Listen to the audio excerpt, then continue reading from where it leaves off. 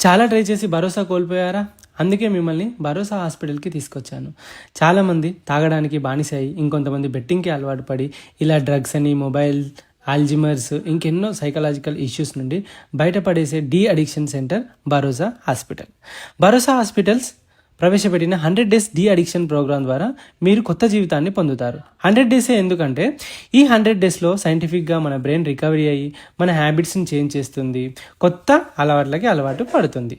Process ఎలా ఉంటుందంటే, first detox అంటే 1 to 10 డేస్లో mental stability and medical help ఉంటుంది. సెకండ్ వచ్చేసి రికవరీ 11 to 60 డేస్లో therapy, skill building and relapse prevention ఉంటుంది.